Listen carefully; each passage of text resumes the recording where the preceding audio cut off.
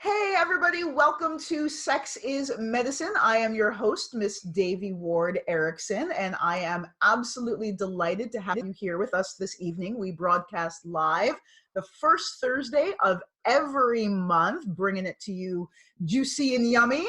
And if you can't catch us live, you can certainly catch the podcast or the replay later on iTunes, TuneIn, Spotify. Please subscribe on all these venues, tunein.com, Stitchers, just everywhere they broadcast podcasts, you will find Sex is Medicine with Devi Ward Erickson. So I encourage you to subscribe to all of those different venues and enjoy. We've been on the air for 6 years now. We have so many amazing episodes and so much incredible information with our phenomenal guests that we bring on.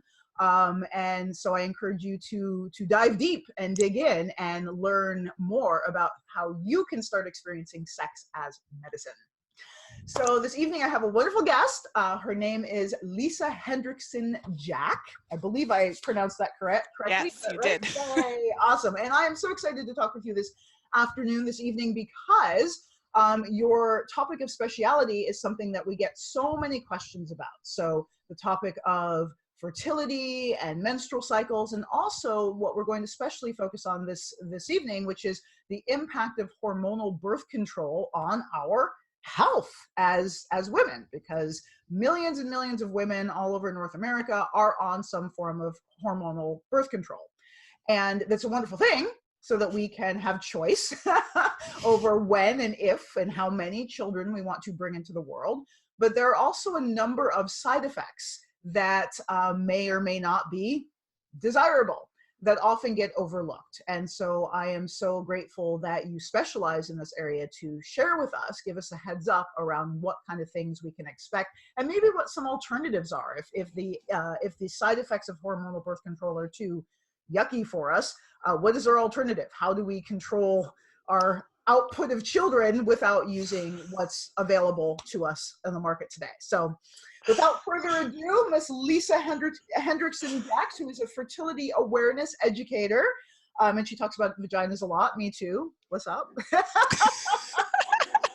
Shout out to vaginas. Shout out to vaginas. Love them. And she's a certified fertility awareness educator and holistic reproductive health practitioner who teaches women to chart their menstrual cycles for natural birth control. Love that. Conception and monitoring overall health. And that's a huge thing, because we often don't think of our menstrual cycle as an indicator of our overall health and wellness. So that's a huge thing. So thank you so much for joining us this evening, Lisa. Well, thank you for having me. And I love that you said, like, control our output of children. I've never heard it put that way. I thought that was awesome. Yeah, seriously. But it is, obviously. But yes, I just thought it was funny. Right on. So how did you get into this work, Lisa? Well, I discovered fertility awareness at a really young age. So my experience was not really typical. I was about 18 or 19 years old, right out of high school. I had been on the pill for a couple of years because I had heavy, painful periods. And, you know, like most teenagers, I didn't know what to do about it. So I went to my doctor wanting to be put on the pill because I heard that your periods are lighter and easier, quote unquote.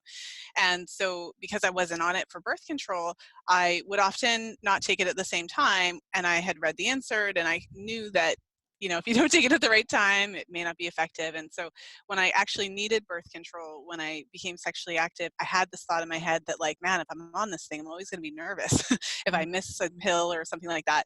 And so I was like, so then I'll use condoms all the time. Mm-hmm. And then I thought, well, if I'm going to use condoms all the time, then why use the pill at all? And I also had this just general concern about fertility. I saw my mom go through fibroids and have to have a hysterectomy, and some of my aunts as well. And I knew, like, I didn't want kids when I was like 20, but I knew I wanted them someday. And one of the other things I had noticed when I was on the pill was that, you know, every time I came off the pill for whatever reason for a couple months, my periods would come back just as heavy, just as painful. So even at that young age, I had this understanding that I wasn't actually fixing anything. The issues were still there. So when I needed birth control around that time, that was when I discovered fertility awareness. So at my university, there was all these cool speakers. We had a women's center on campus, and they brought in all these, you know, we had sex talks, all kinds of good stuff that was going on. And so somewhere in there, I discovered fertility awareness. And I gravitated to it right away as a way to prevent pregnancy. But very soon into my journey, I discovered that there was more to it. I had a subclinical thyroid issue that was identified because my charting instructor noticed that I had low temperatures and long cycles. And so I began teaching women in my early 20s, teaching the method. And now, almost 20 years later, I'm still doing it because it's a little bit different now. I'm in my 30s. A lot of women are having trouble conceiving. And even though I've been doing it for this long, the average woman still has no idea how her cycle works and how ovulation happens and when she's fertile. And even the myth that, you're not actually fertile every day, like all that kind of stuff, the average woman has no idea.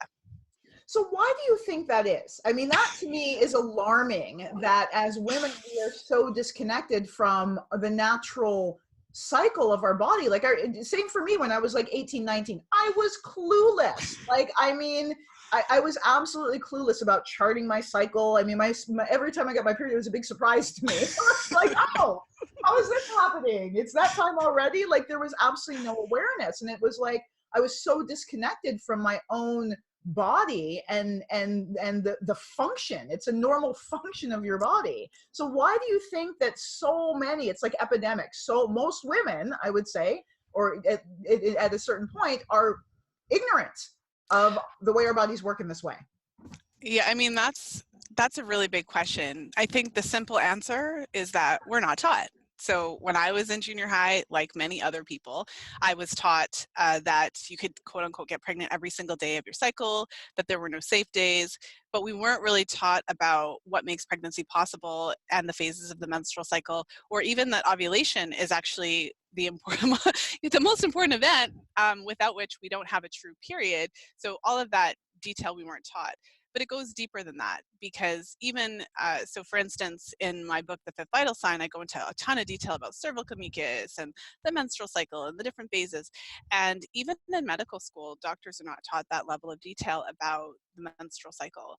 They're obviously taught about the menstrual cycle, but in terms of the cervical mucus patterns and all of, like there's more than four, but in the book I talk about the four main types of cervical mucus and when we produce them and what they do and how they can screen out abnormal sperm, and it just goes on and on, but that level of detail isn't taught. So there's a deeper fundamental issue. I mean, if you look at modern medicine, the majority of it is based on the study of male animals and male bodies. So even in the actual research, often women's bodies are considered to be too complicated because we got all that hormone stuff going on.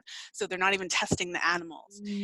It's coming out in medicine, even the way that we diagnose heart attacks. Women have different symptoms and different ways that we react. It's only now that they're teaching doctors like, okay, women react differently when they're having a heart attack, and this is how, these are the signs to look for. So it's a bigger issue. And I think just by touching on it, like as women, we've basically been neglected by the medical system. Thank you. Thank you. And so I'm going to invite you to, what is the name of your book once again for our audience? The Fifth Vital Sign. The Fifth Vital Sign. And yay, thank you for showing us that cover. Yes. Awesome. And the cover, I asked my designer to make it look like a vulva, but like not actually like a vulva. So this was his artistic vulva. That is absolutely perfect. And so we'll talk a little bit more about all the juicy detail that's in your book a little bit later in the show. So for now, I want to ask you, so menstrual cycles are, again, there's something that a lot of people don't want to talk about. We're taught to just stick a cork in it and go on with the rest of our life, right? And try to ignore that dirty, nasty thing and pretend it doesn't exist and complain about it and it sucks and, you know, whatever, we hate it, right? And I feel blessed because when I was 19, I read a book called Red Moon. I think that was the name of the book. And it taught me to embrace and celebrate my menstrual cycle. And so for the last, 24 years, I love my moon. I love my period. I look forward to it. I'm like, yay, period, because it's a time to go in and self-connect, and it opens this portal into our consciousness. It's like an altered state of consciousness. So I love it. And another thing, though, is that understanding our menstrual cycle as an indicator of our overall health. Again, we're taught to ignore it, not to actually look at it and examine it and use it as a signpost for how healthy we are as an organism overall. So could you tell me more about that?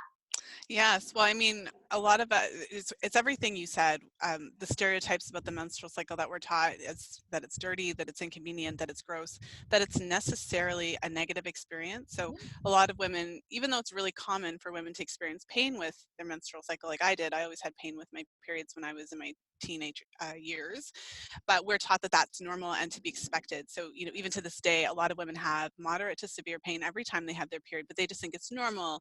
It's the curse. There's a lot of religious taboos. So there, you know, it just goes on and on and on. But I suppose there's one of the main things to know about the menstrual cycle and to try to change some of those negative implications is that for women of reproductive age, the menstrual cycle is an indication of our overall health. So, you know, I argue, and I'm not the only one or the first one to argue, that the menstrual cycle is actually a vital sign.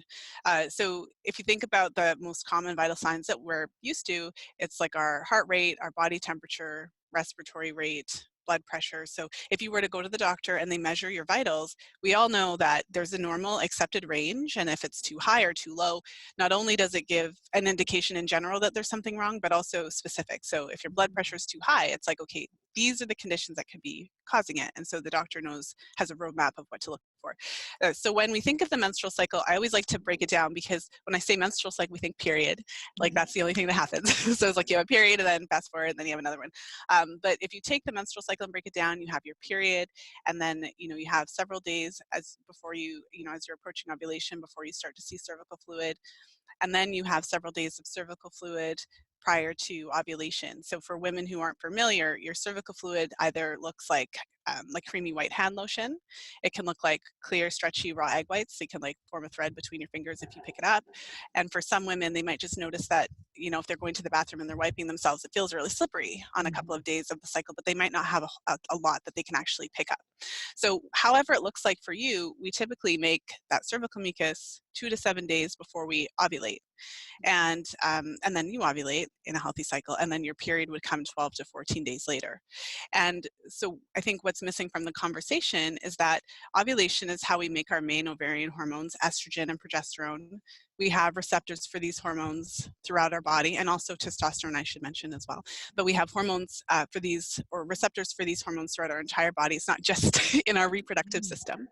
And the production of estrogen and progesterone cyclically, an average menstrual cycle is about 28 to 29 days, although it can fluctuate from about like 24 to 35 days. And if you think about then an average healthy cycle, you would have predominantly be producing estrogen during the first half. And then the second half, you'd predominantly be producing progesterone. And so these hormones have very different roles. They support each other. Estrogen is proliferative, it causes things to grow. Progesterone causes the cells to mature. So this is a long way of saying that your period, your ovulation, your hormone production affects your breast health, your heart health, your bone health. And when you're not ovulating regularly and having a menstrual cycle, it can negatively affect these normal processes, increase your risk of developing certain cancers. And you know what I always say is, even if you never want kids in your life, you probably want bones that are healthy and that are strong. And just, you know, for women who do lose their periods, often that's something that we see for women who are really athletic. Hypothalamic amenorrhea is a good example of that, where it's characterized by a combination of stress, over exercise, and under eating. So basically you have women who are exercising a lot, not necessarily eating enough to cover their deficit, and then they lose their periods, so they stop ovulating. And in cases like that, these women are more likely to develop osteoporosis, right? Like, that's crazy. We think osteoporosis like 80-year-old women, but we have 20-year-olds that have signs and symptoms of that because their menstrual cycle is disrupted. So at some point, we really have to recognize, like, the cycle is more than just about babies. For women of reproductive age, it's about overall health. Yeah. Wow. Yeah, because you're a great point. When we say menstrual cycle, when I say menstrual cycle, I'm thinking of the period of time when I'm bleeding, right? I'm not really thinking of the rest of the month and these like hormone levels. And yeah. Wow. Wow. So I'm going to ask you the golden question that I get so often. And this is it safe to have sex on your period? And when we say safe, I'm thinking more from the health perspective. I think that's what people are wondering. Like, is it going to damage me, or is it going to damage my partner to have sex while I'm bleeding? Mm-hmm. Well, I mean, yeah, that's a great question. And I think that ultimately the reason that we would even have that question, have those thoughts around it to begin with, is because of the huge taboo around menstruation. So I mentioned briefly that there are certain religious practices, you know, that talk about menstruation. And so in certain religious traditions, it is either completely not allowed for women to have sex, or even touch their partner, even prepare food for their partner Yes. during their period and for several days later, so that we can confirm that there's no blood. Like, the thought of touching the blood would make you, unclean and dirty. So it's important to just point out that there are, even to this day, certain religious traditions where it's not allowed for a woman to be touched. So there's a very deep taboo against period sex. From a health perspective, however, there's no real evidence or anything that I've seen that would indicate that there's an actual danger to either the woman or the man, or, whatever gender combination is happening. So that is more of a taboo as opposed to like a legitimate reason why you shouldn't have sex during your period. Yay. Amen. So I'm going to give you guys, for those of you who ask me, I'm going to give you my opinion from the tantric perspective. What I was understanding was in terms of the energy body. So when we're actually bleeding, our downward voiding winds are in a downward flow. And so there is some consideration of, if you're having penetrative intercourse, that may reverse the flow of the winds. So it's suggested to not for the first 1 to 3 days of your bleeding cycle. That being said, my opinion is that the body knows best. And if you are horny and you want to make love on your period, then you should do it. Yeah. We have Lisa telling us here that there's no health concerns. There's no contraindication from a physiological perspective. So I encourage all of us who enjoy making love while we're bleeding to go ahead and do it guilt-free and shame-free. All right, so all that stuff about periods. Now let's talk about birth control, so contraceptives. So that is, again, it's a big issue because it's impacting our hormonal balance. And you just explained for us so brilliantly and beautifully how that hormonal balance throughout the month can impact our overall health. So when we throw hormonal contraceptives into the mix, what happens? Well, I mean, again, that's a big question, but I think what immediately comes to mind that we don't necessarily talk about enough is the impact of birth control on libido. So especially on this show where we're talking about sex and wanting it to be enjoyable and wonderful and magical, I think it's really important to know that the hormonal birth control, the pill, any type of hormonal birth control, has a negative impact on our hormone production. So as I mentioned, in a regular menstrual cycle, as we approach ovulation, we're making estrogen, we're making testosterone. After ovulation, we're making progesterone. And in order for the pill to work, one of the main things that it does is it shuts down ovulation. I mean, if there's no egg, there's no baby, right? So it has to do, that's one of the reasons why it works and one of the reasons why it's so effective. But what it means for your ovaries is that it's actually shutting down your normal ovarian function. So you go from producing your normal estrogen and progesterone and testosterone to producing very little. So there's a couple myths about the pill that I always like to smash whenever I have an opportunity. So one of the myths is that the pill makes you either regulates your cycle. So it doesn't. It shuts down your cycle. It suppresses your cycle and replaces it with a fake hormonal cycle.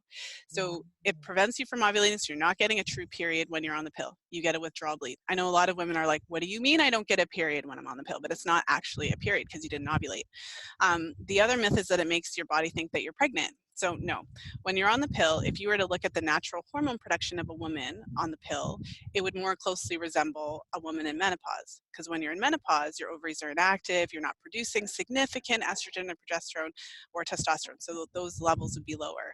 So then when you hear like, okay, 21-year-olds on the pill having like vaginal dryness and stuff like that, then all of a sudden it makes sense.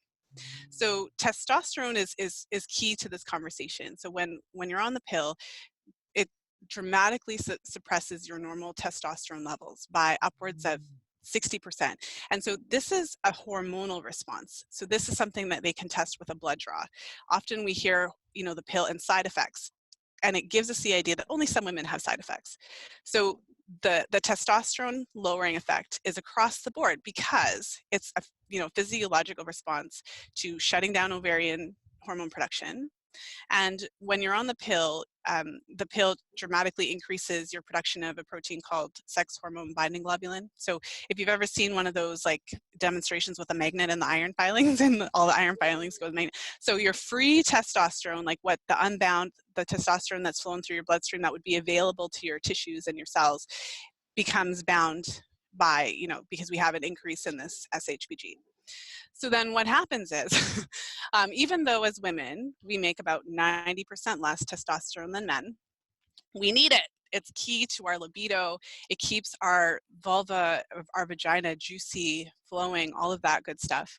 What happens is, and the tissues are very sensitive to testosterone. So when we take all of this, like 60% of the testosterone, like offline, then you're more likely to develop pain with sex. The libido goes down.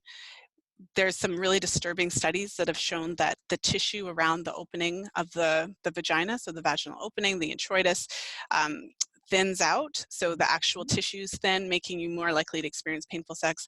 And there's some really disturbing research that has shown that the pill shrinks the clitoris. There's no nice way to say it, just have to put it out there. So there was a study that I looked at where they actually measured the clitoral volume, and they measured the volume of the tissues in the vulva, and they found that all of the participants experienced a reduction in clitoral volume, meaning that the clit shrunk in everybody, and the average reduction in clitoral volume was 20%. So ladies, yeah. this is important. So I just want to say, if a man's penis shrank because of anything he was taking, it by would an average of 20%. It would be taken off the market. It would be like, it would be thrown in jail. Oh my God, 20%. Well, yeah, and whenever I talk about this, of course, women get freaked out. So that when you look at the pill, when you look at the research, there's no evidence to support the idea that this is permanent and that, if you go off the pill, these things don't rebound and change. But this is a very specific response that our tissues are very sensitive tissues in our vulva area, because they're so sensitive to testosterone. Like, this is basically what happens when we deprive these tissues of testosterone. So for women who've been on the pill, or who have girlfriends and have had conversations about the pill, there's a running joke that the pill works because you don't have sex anymore. And I think it's just really important as women for us to just talk about it and acknowledge it, because the reason that I'm so outspoken about it is because I think that we all know that some women then, maybe they're on the pill and they don't really have a libido. They just think that it's them. So they, especially if they were put on the pill when they were a teenager. When I was 14 or 15, like, I didn't know what my libido was. So if I had been put on the pill and then, like, just living my life, I wouldn't know that that was potentially like a less of, like, I might have just thought, oh, I'm not that sexual. I've heard women say this. I just thought I just wasn't that sexual. I just didn't want it. And so you have women who then take on that identity, all because no one just told them the side effects. So I want to be clear, like, I'm not saying no one should use the pill. For me, when I talk about the side effects, it's because I feel like we need to have that informed consent. Like, we need to know. And then if you go on it and you notice, like, whoa, my libido's really down, or my vagina's super dry, or man, sex is starting to feel a little bit more uncomfortable, or it's harder for me to achieve orgasm, or the actual feeling of the physical feeling is less intense than it was before. Because these are all, like, when they do these research, they go through all that stuff. Like, are the orgasms you're feeling less intense? Is the sensation less? All of those types of things. Then we can have that heads up. And if we ever experience those symptoms, we can say, you know what, let me just go off of it for a couple of months. I'm just going to give it, just let my hormones kind of restore. Let me see if my libido changes or comes back. Let me see if it's related to this pill thing. Wow, I think I remember vaguely remember reading a study or coming across my radar that they did studies on some kind of hormonal birth control for men, and the side effects were so severe that they severe. Yeah, they just like took it off the market. So I mean, like, these are significant side effects that are not commonly known. I've been hearing about the pill since I was 15. Never heard about shrinking clitoral tissue, suppressing the libido, all that stuff. And what you just shared about it really stands out for me, the fact that we are replacing, when we're on the hormonal contraceptive, we're replacing our normal hormonal cycle with a chemical hormone, so an artificial hormonal cycle that we're suppressing what's natural for us and then putting something on top of it that's artificial. Mm-hmm. That's phenomenal. And sorry. And to take that a step further, what you said, so we're often told it's estrogen and progesterone. So we think that when we're taking these pills, it's our hormones. So you can't patent and sell like natural hormones, because anyone can access natural hormones. So in order to put my name on it and patent it and sell it, I have to change the chemical structure just enough so that it's mine. So the chemicals in the pill, like the estrogens and the progestins, are not the same as what is found in our body. It's not even found in nature because it's made in a lab. So they take the, like, you can look at the chemical structure if you want, right? Depending on how far do you want to take this, but you can look at this chemical structure. They have to change the chemical structure. So it has similar effects, right, to our natural hormones, but they're not the same. So there's untold additional effects to that. Yeah, I mean that we don't think of this, and we're just following advice and putting the substance into our body. And I've also read research that says that hormonal birth control may contribute to higher instances of breast cancer. Yeah, I mean, there's conflicting research about it, which is interesting for a number of different reasons. There's research to show that when women are having regular ovulatory cycles, so I mentioned, you know, estrogen and progesterone have different roles. Estrogen causes things to grow. So we already know estrogen is associated with cancer. But progesterone then has this anti-proliferative effect. So that's why our menstrual cycles are like half estrogen, half progesterone, because progesterone is what causes the cell, like, so estrogen, unregulated growth, progesterone organizing the growth, telling the cells what to do, maturing the cells. So women with regular ovulatory cycles then, what the research would indicate is that the progesterone has that protective effect because it prevents that kind of out of control growth that we see in cancer. And so yes, the pill is associated with an increased risk of breast cancer, as well as liver cancer and cervical cancer. But what we see in the literature is that that increased risk of those cancers is often minimized because the pill is associated with a reduced risk of ovarian cancer and endometrial cancer. So even if you look at the study, it'll say, okay, the pill is associated with increased risk of these cancers, but it's totally good because it reduces so it kind of, again, like, it's not each other out. Yeah, I did want to address that study that you mentioned, the study about the male contraceptive. Oh yeah, please do. Yeah. So I talked about that in the book because, I mean, I found the study, I read the study, and it's just infuriating. So basically what happened is it's kind of like a male version of Depo. So it was an injectable contraceptive. And so, I mean, if you look at the side effects that the men experienced, it was a mirror image of the side effects that we experience as women. Lower libido, erectile dysfunction, feelings of depression and anxiety, and things like that, that were exactly the same as basically if you look at the side effects. And so, I mean, the difference was that because of these side effects, there was a special committee that intervened mid-study and actually like shut the study down. And basically it was like, it has been determined that the potential, you know, benefits of this drug don't outweigh the risks of it, and literally, like, the study was shut down. And so when I talk about this, obviously, so for anyone who doesn't know, the first pill was put on the market in 1960. And some individuals, you know, including myself, would argue that the pill is like the largest uncontrolled experiment that has ever been unleashed on women in the history of the world. And so when is someone going to step in and be like, hey, like, what about, so the pills associated with depression, anxiety, some women experience panic attacks, increased risk of yeast infections. Some women experience yeast infections because it alters the gut microbiome and suppresses thyroid function. It is associated with nutrient deficiencies. It changes in partner attraction, which I think we'll probably want to talk about. But there's a lot of different, and then one of the other things I'll mention is it's associated with a temporary delay in the return of normal fertility. So there's a period of time when you come off the pill where your body has to just recover and the hormones have to normalize.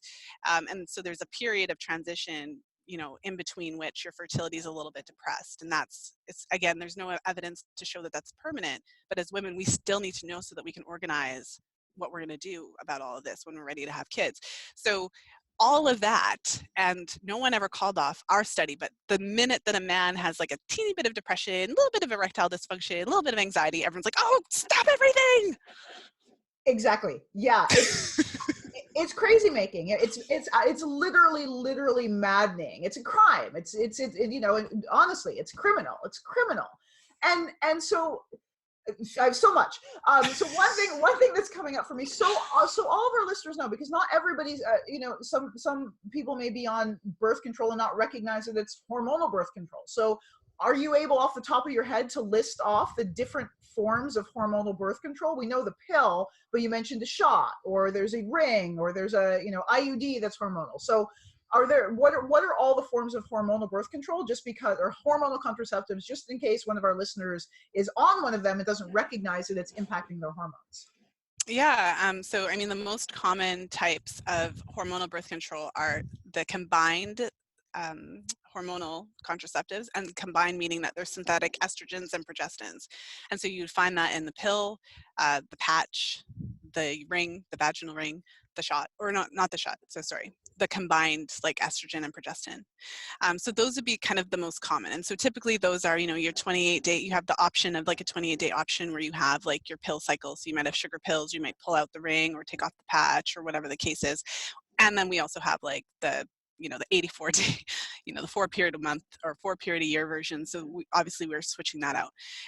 The shot and the progestin only pill, the implant, those are progestin only options. And so those again have similar side effects, some similar, some different, but again, they work.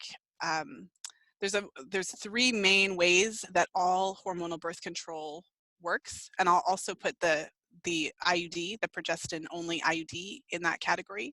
So the 3 main ways, we already talked about how it suppresses ovulation. So that's the first, but not all types of hormonal birth control fully suppress ovulation. So for instance, with the hormonal IUD and some of the progestin only versions, ovulation isn't always suppressed 100% of the time. So sometimes, you know, an egg pops through, but one of the other modes of action is thinning of the endometrial lining. So the endometrial lining is too thin to be receptive to a fertilized, you know, embryo, so, or fertilized egg. And then also they block the cervix. So the cervix is blocked with a thick mucus plug, and that's the entrance. Like that's where the sperm have to get through to get to the uterus and the fallopian tube, so they can't make it.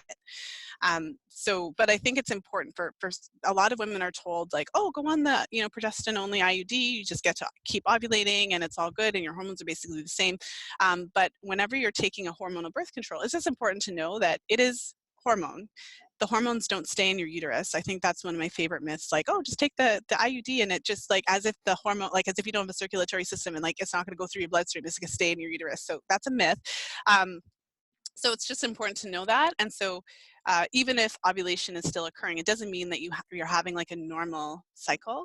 And again, like the reason that I share this is just because I believe we have a right to know. Yes. Some women will ask me, they're like, well, how could you, you know, even say a woman should use the pill? Like we need to have all of the options available.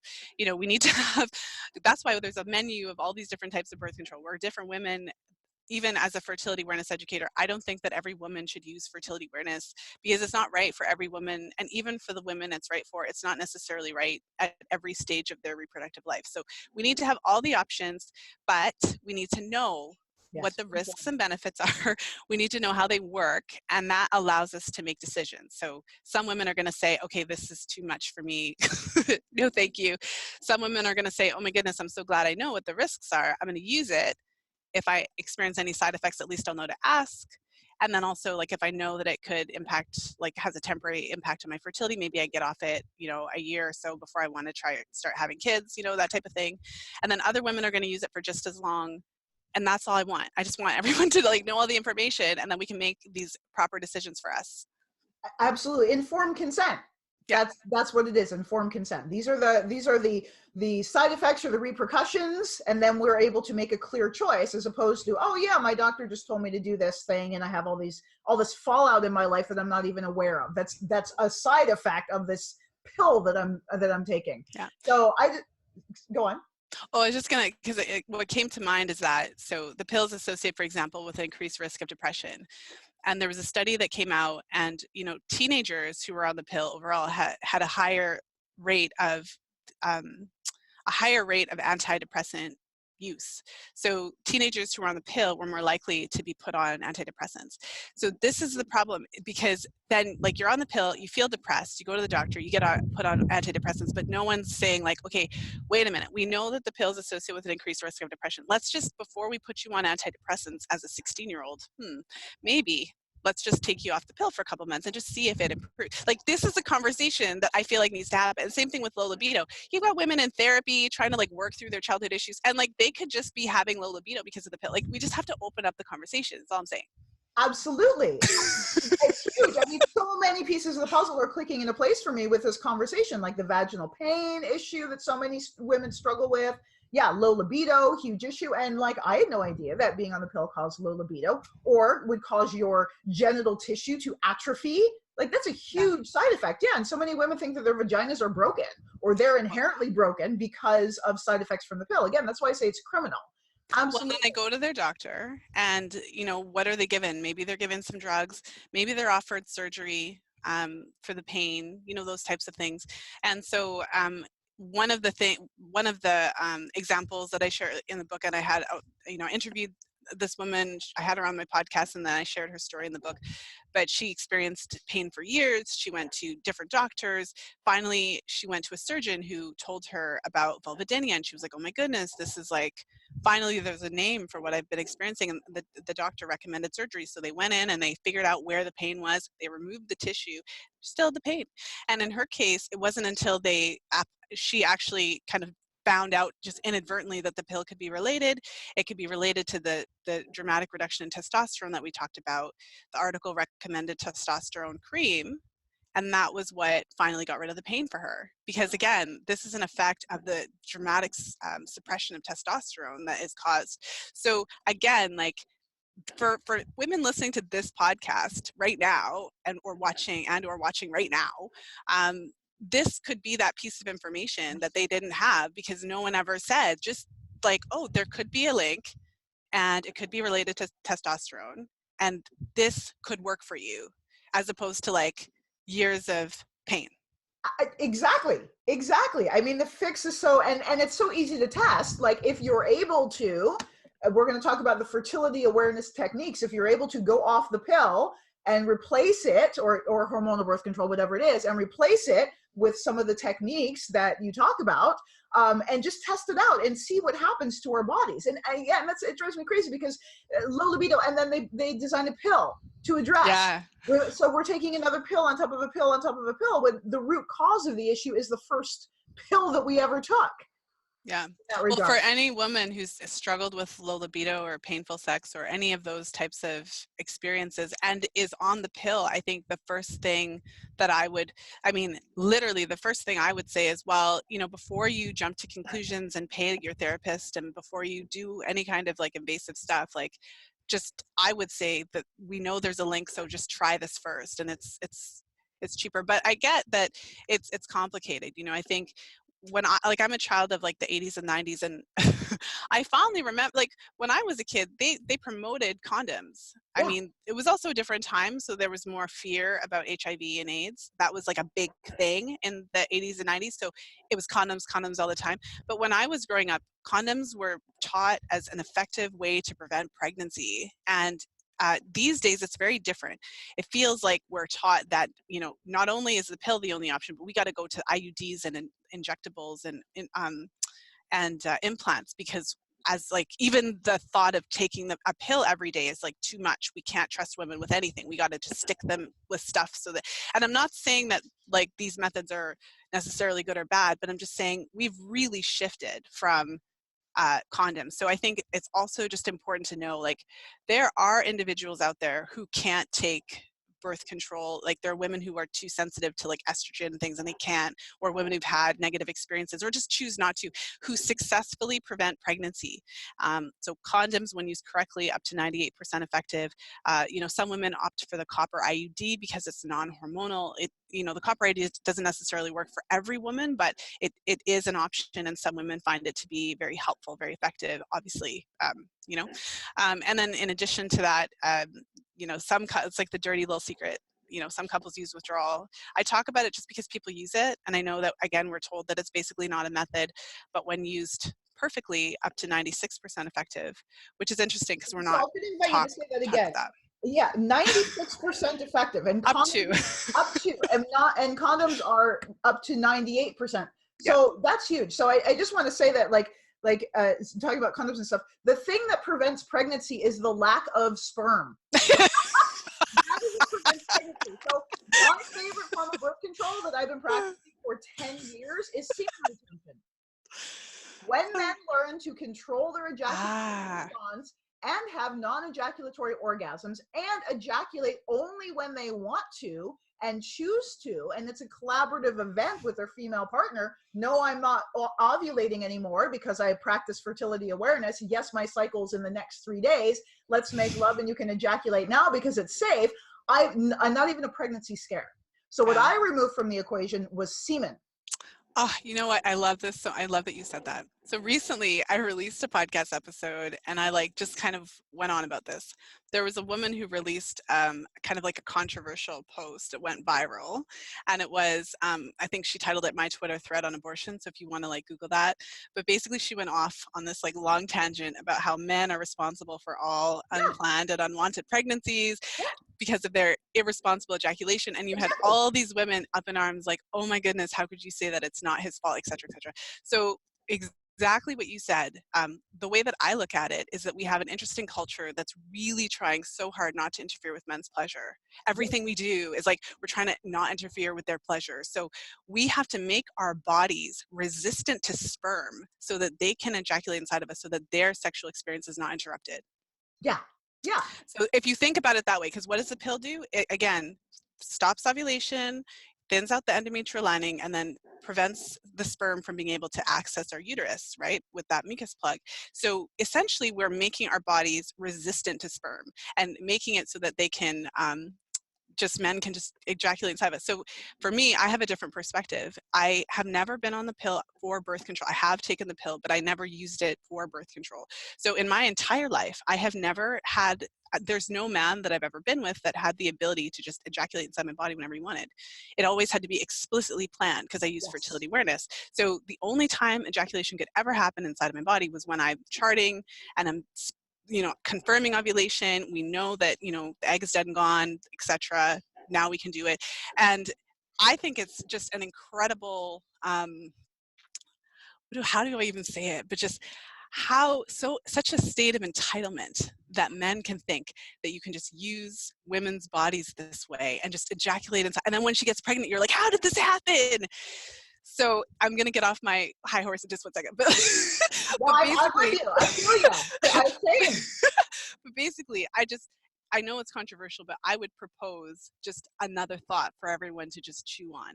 What if men only ejaculated inside of women when they were explicitly trying to get them pregnant, and in all other circumstances took full responsibility for their ejaculations and either withdrew or used a condom every single time? What would the world look like? Amen. I'm with you. Absolutely. That is like a fundamental instruction in what we teach with Tantra. It's like mindful ejaculation. And here's the thing, it increases pleasure. So when a man separates orgasm from ejaculation and becomes multi-orgasmic, like my husband's non-ejaculatory orgasms are toe curling for him. And he has like 10 of them. I mean, like, it's phenomenal. They are more pleasurable than the most pleasurable ejaculatory orgasm he's ever had. So that's the thing. You actually increase pleasure by practicing semen retention as opposed to decrease pleasure. And I am absolutely with you that indiscriminate, unmindful ejaculation is the root cause of unwanted pregnancies, not women's sexuality. It really is. And yeah, and I hear you. And how bonding that is to be in relationship with someone where you're on the same page about your cycle and your sexuality and being mature and responsible. That's the thing. We're not taught how to be mature and responsible about our sexuality in this culture. So it's so mature and responsible to track your cycle as a couple and have agreements about when he's going to ejaculate inside of you or not. And then you're both, it's like, it's a team sport. You're doing it together, which is what a fucking mature relationship should be. I mean, well, and prioritizing her pleasure. So for the record, you cannot, okay, so this is my opinion. I've talked about all the science and the testosterone, etc. But now let's just talk. I don't believe that you can actually experience the true, full expression of your sexuality while on the pill. Impossible, because your testosterone is suppressed by over 60%. You can't experience the full the fullness of your orgasm, the fullness of that, those sexual expression as a woman. And so in terms of if we were really going for like, what could I do? Let me hack having the most blissful, amazing, connected, intense, wonderful sexual experience possible. It wouldn't be by taking a pill that suppresses your testosterone, shrinks your clit, and it wouldn't be that. So I feel like obviously one of the missing pieces, even from educating our teenagers, both boys and girls, about sex, is pleasure. It's like the secret that no one wants to talk about. Like, we do it because it feels good. Can we just talk about that? And it's supposed to feel good. And as women, you're supposed to be able to have orgasms and to experience that pleasure and joy and all those types of things. So we have a culture. What do? As soon as a woman has one, errant ovulation that's a little bit outside of the 28-day box that we've decided is normal, we put her on the pill. And so the pill has also been referred to as a type of chemical castration. Like, if we were to, take a man and like give him a drug that suppressed his testosterone by 60%, cut his libido off, like, we would know that that could affect his, like, if you take the testosterone away from a man, I think we all know that it affects more than just his ability to have erections. Like, it affects his moods and his personality, all that kind of stuff. So like, but we don't make that connection. So in terms of creating those incredible sexual experiences for women, and even just acknowledging female sexuality and doing what we can to promote it. Again, it's not that no one should ever use a pill or all that, but we need to have a conversation about, I think it's a huge problem to have teenage girls we're not allowing them to experience the full expression of their sexuality. They're on the pill for like 5-10 years, and then eventually they go off of it when they want to have kids, and then they're like, oh my goodness, my libido's coming back, holy cow. Like, it's criminal to prevent them from having that full expression of their sexuality. And as you're talking, I think it is criminal, and there's probably a reason for that. Suppressing female sexual desire, female sexual expression that's part of the patriarchy. I mean, that's by design. My God. That's by design. Yeah. Yep. So before we run out of time, I really want to hear about this, because this is huge. So how does hormonal contraceptives impact attraction to partners? You just mentioned that. I'm 14, I'm on the pill my whole life, I'm attracted to a certain guy, I go off the pill to get pregnant, and all of a sudden I want to fuck like everybody else except my husband. Yes. Yes. Well, that's really like, there's a whole field of environmental biology that studies this. So when I've heard of this, when I went to research it, I was like, oh, I'm probably going to find like one paper. No. There's like an entire like area of study. The truth is stranger than fiction. That's what they say. So your hormones impact how you smell to others. So our pheromones. So some of this is outside of our control, and our hormones also impact how we perceive the scent of others. So basically, when you're on the pill, it changes the way you smell to others, and it also changes how you perceive scent. And when they look at these studies, women who are on the pill tend to pick partners who are more genetically similar to them. So this concept is the major histocompatibility complex, for anyone who's like a bit nerdy, on the nerdy side like I am. But basically, your scent that you give off is connected to your genes. So basically your genes determine the scent. So this is very biological, very science, but basically what happens is, when you're not on the pill, you're more likely to be attracted to someone who has a scent, and their genetics are more dissimilar to yours. So that would encourage like, that whole concept of like strong breeding and all that kind of stuff. But when you're on the pill, you're more likely to choose a partner whose genes are more similar to yours. And they've studied this like time and time again. And so that's a part of it. So then it's very possible that when you're on the pill, you would choose a different partner. And it doesn't happen to every single one, but the question is like, did you meet the partner when you were on it, or did you meet the partner before you were on it and then you started taking the pill because you were having sex now? Like which one? So because that would play a role, right? But so there are women, exactly what you said, who go off the pill and they notice that their partner has a smell and that they never noticed before, and they break it off. And that's why that kind of thing can happen. Yeah, and to give an example, there's another way that they study this, which is really interesting. So, the book I talked about, the stripper study. So there's literally a group of researchers who wanted to determine if women who are not on the pill, so women who are cycling naturally, have a competitive advantage over women who are on the pill. So, enter the stripper study. So they had women who were working, as strippers in a strip club, and some were on the pill, some were not, right? So we have the control group, and so the women who were cycling normally, not on the pill, they measured in tips. That's how they measure so the women who were not on the pill, their tips went up significantly during ovulation. And so they were kind of higher in the follicular phase, specifically higher in ovulation. And then in the, premenstrual, they were kind of consistent. And the women who were on the pill, it was just the consistent. There was no like change. Spikes. Yeah. So on average, the women who were cycling naturally earned $83 per shift more. So according to this study, but basically what I'm alluding to, and any woman who's been cycling naturally, like, we're not robots, we're not slaves to our hormones, but at the end of the day, the majority of women I know who are on the pill, our arousal does kind of ebb and flow throughout our cycle, but many of us notice that around the time of ovulation, we are just like hornier than thou. Your partner smells just like he's got strawberries coming out of his ass or something. Like, we're just like, oh my God. And there's a part that's like out of your control, where your partner might be all over you. Like, you're kind of like living your life and your partner's like all over your, like, at this time. So there is an actual reason for this. It is connected to our cycles. And when you're on the pill, that whole aspect of shifting like what you said, connecting with your partner based on the cycle, ebb and flow of your natural kind of, all of that is just, it's suppressed. Yeah. Wow. And that's so huge. And yes, I absolutely missed out in my relationship. So I went on the pill when I was 19, and like I was on it for a year, and the side effects were so bad. And my friends were like, "You have to stop taking that pill. You are such a bitch. I cannot stand being around you."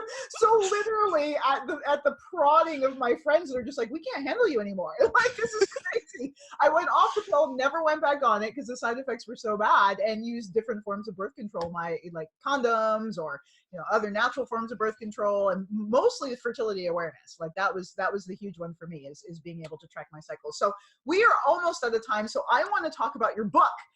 So your book, because I will ask, in your book, do you have ways for us as women to cultivate fertility awareness, to track our cycles, like alternative methods besides hormones for us?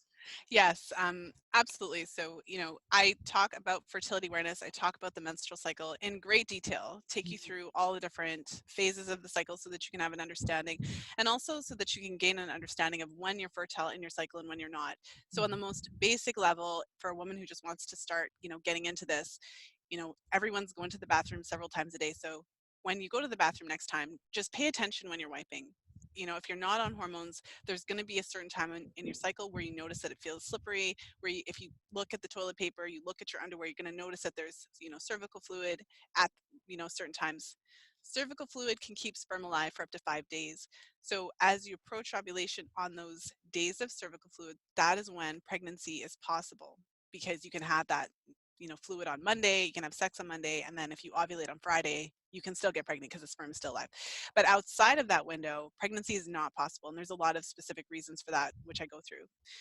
In the book, I talk about the pill a lot. I have 2 full chapters on it with over 250 research citations, because I didn't want it just to be Lisa says this. I wanted to be clear that there's years of scientific research and evidence to show us why women on the pill are more likely to be depressed and feel anxious, why the pill is associated with the libido. Because a lot of people hear that and they don't believe it, or they don't want to talk about, or they think that it's kind of this fringe concept. It's not. I was just overwhelmed by how much research there was, and it infuriated me, because there's so much like, why are we not talking about this, right? But in addition to that, I also talk about the specific, like, just some of the specific ways that you can avoid pregnancy without hormones. So, fertility awareness is one of them, and most women who use fertility awareness combine it with their use of barrier methods or other types of methods. And again, like, depending on where you are, I always think about the spectrum. So some women are like, okay, I want a baby yesterday, I'm trying so hard to get pregnant, having sex all the time, unprotected, of course. And other women are on the 0 spectrum, like, there's no babies for me. If I got pregnant today, like, or if I had, unprotected sex and the condom broke, I'd take plan B. Like, so we are all somewhere on there. But this works. Like, it's worked in your life, it's worked in mine. Depending on where you are on that spectrum, you can double up. You can use fertility awareness. You can use condoms as well. You can use condoms with your diaphragm or your cervical cap.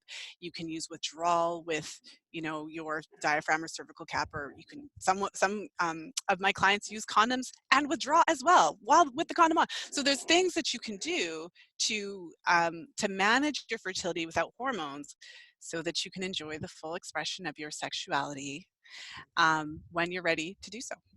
Absolutely. Wow. That is phenomenal. So where can we get that book?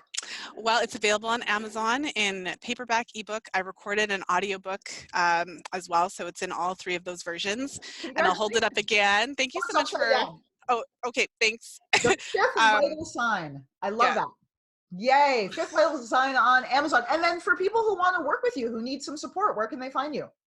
Well, thank you for that. So my main website, fertilityfriday.com. I have the Fertility Friday podcast. So if you're interested in these topics and more ranties about birth control and all of that, in your favorite podcast player, just type in Fertility Friday. And just one other thing, you know, as a gift to your audience, if you're really into this and you're wanting to learn how it works, I have a free 3-part video series. So fertilityfriday.com/FAM, FAM101, FAM101. Okay, awesome. And we'll put that link below this this video and this post. We put this on our blog and make sure everyone can see it. So we'll put all those links in the blog so people can connect with you directly. Well, thank you so much for having me. This was a fantastic conversation. You are awesome. You have the greatest sound bites ever. Oh, thank you so much. I mean, this is, like I was saying, like so many puzzle pieces were falling into place because I deal so often in my work with vaginal pain and low libido. And the link to hormonal birth control was like not anywhere on my radar. And one of the things that I was thinking that's really interesting is that one of the functions of some of the tantric methods that we recommend to address low libido and vaginal pain is in naturally increasing testosterone. So imagine that. Exactly. So that's one of the ways that the exercise, the function of the exercises that we recommend naturally increases testosterone levels in the bloodstream. And so libido returns and juiciness does too. So that's just, it's incredible. Thank you so much for the work that you're doing in the world. And I am so excited that everybody gets to access you. And yeah, and we will talk again for sure. Yes, definitely. Thank you so much for having me. This was awesome. You're so welcome. Thank you everyone this evening for watching and sharing. I hope this was as aha-rich a show for you as it was for me. Make sure that you listen to the replay if you weren't able to catch us live. And I would listen to this over and over again. Content rich with so much amazing information. Make sure you check out Lisa's book and check out her website, fertilityfriday.com. And of course, you can catch us in between shows at authentictantra.com, and you can catch us live the first Thursday of every month, and the replay on iTunes, TuneIn, Spotify, Stitcher, all those good places. Thank you so much for your support, and much love and many blessings to you. Have a beautiful month.